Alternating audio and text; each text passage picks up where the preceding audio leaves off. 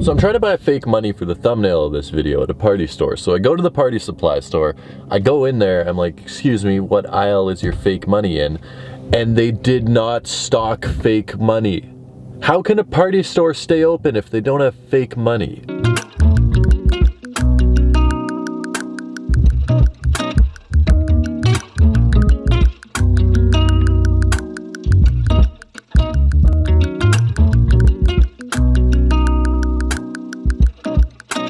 So you remember when I bought 16 pairs of Jordan 11 Platinum tints and I ended up flipping them all because I got them for really, really cheap? Well, I'm going through my trunk, which as you can see is very clean, and I find this sitting here, another pair of Jordan 11 Platinum tints, size 11.5. I already sold 16 pairs of them, and I mean, I made a decent amount of money off of them, so I don't need to sell a 17th pair as well. So you know what? We're gonna give these away.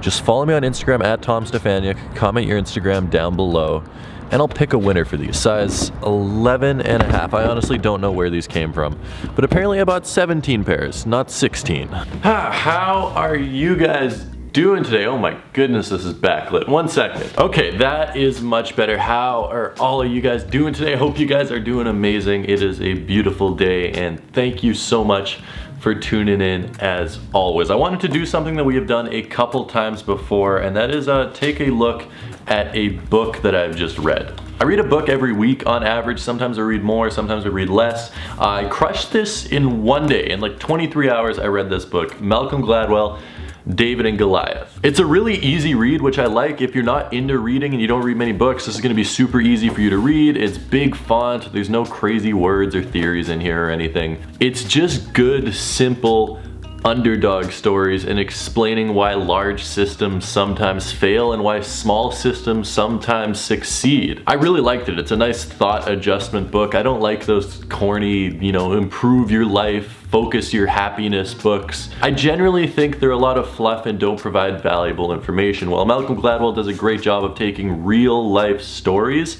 and letting you apply them to your own life in whatever way you see fit. It was a really, really good book. I mean, I read it in one day. Malcolm Gladwell, David and Goliath. I mean, if you guys want to buy it, I'll leave the Amazon link down below and I'll make like, I don't know, 10 cents off it or something like that. But it's a really good book.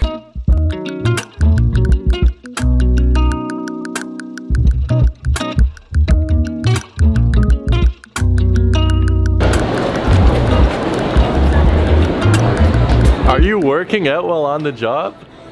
Doing push-ups in Foot Locker. How you doing?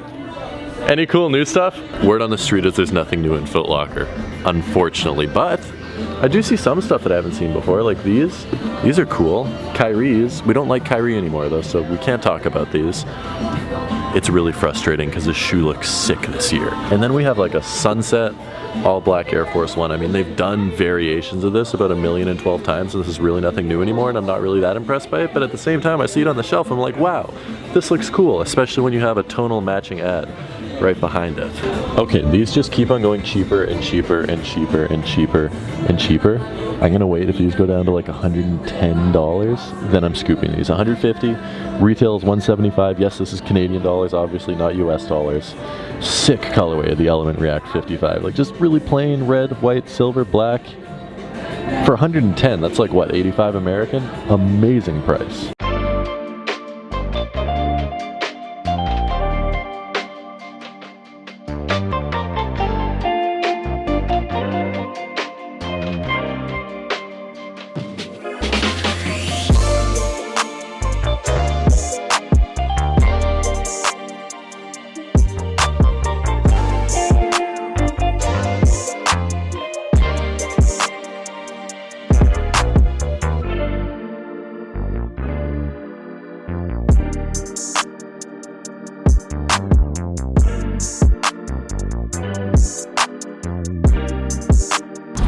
I know this is terrible to say, and I don't know how I've let it get to this point, but I legitimately have not cleaned like any, I mean, maybe I've cleaned like 5 pairs of my shoes in the past 16 months.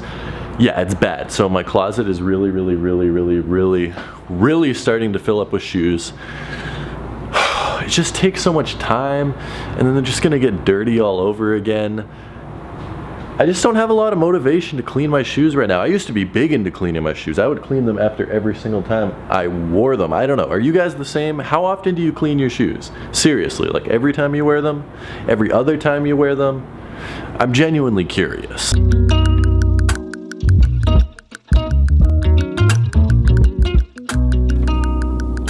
All right, let's talk about YouTube money, being a full-time YouTuber, because it has been in the news, a little bit over the past few days. I actually recently had this conversation with my friend Namebrand. He's another YouTuber if you haven't heard of him, and he has a goal to make $1 million off of YouTube in 1 year. 12 months, $1 million. That is a lot of money, except it's not unthinkable that you'd be able to do it. I mean, if you're smart with your brand deals, if you make some merch, if you get a couple side streams of revenue based off of your social presence and you're still making YouTube videos, you can definitely make it happen. Yeah, you need a large audience for sure, but you could make it happen. $1 million is not out of the question. Now, on the flip side, we've had some huge creators this week tweet that it's impossible to make a living off YouTube, even with millions and millions of subscribers. And to that, I say, let's just talk about that. So Michael Mccrudden, the before you were famous guy, tweeted, "It seems everyone in the world wants to be a YouTuber. Here I am sitting on almost 3 million subs and I got nowhere to live next month. Like for real. Hashtag just saying." Now, what I'm about to say here could be taken as insensitive, but either he is a terrible business person or he is terrible with money, or a combination of the two. Now, looking at Michael's channel, it looks like he's getting 300,000 views a day over his entire channel. His individual videos, which he's posting pretty much every day, are like in between 30 and 200,000, so a big range on that. But he's posting every single day new videos and getting 300,000 views on his channel per day. Okay, but what if his channel's completely demonetized and he's not making a single cent off of ad revenue? Well, that is a huge chunk of revenue gone. That would be hundreds of dollars a day that he's no longer making. Now comes in the business acumen part of it though. I mean, if you're gonna do YouTube, YouTube isn't just about making entertaining videos, it's about running a business. It's a small company almost. If you don't know how to use your following properly to monetize it,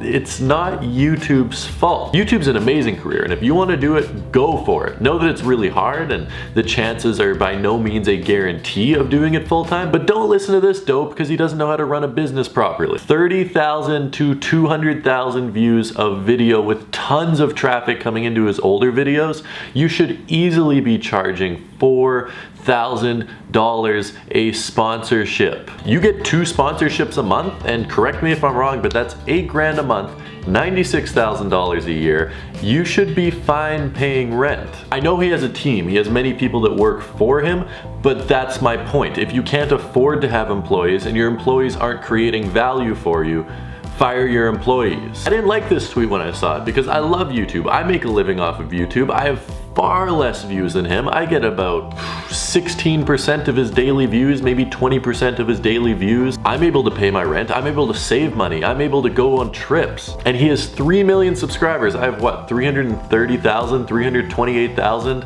So yeah, that's what I wanted to say. I mean, $1 million off YouTube in a year is an absurd amount of money, and very few people are able to do that, except it's very doable. I mean, you could easily leverage a following of 1 million subscribers a year for $1 million in a year. Easily, as long as you're smart with it, you make merch, get sponsored opportunities, do stuff outside of YouTube that is based on your social following. I know I'm going really in depth here, I didn't like the tweet because it sort of discourages people from following their dreams. If you want to be a YouTuber, freaking be a YouTuber. There is a basketball run I go to every single Monday night. It's all alumni from the high school I went to. There's people that graduated last year, and then there's guys in their 60s. It's not like a high level of basketball, but it's really fun. All the guys are really nice. I don't think I've ever brought you guys with me before. I just thought I'd bring the camera today. So now for you guys that haven't seen, you're finally gonna get a look at how bad I am at basketball.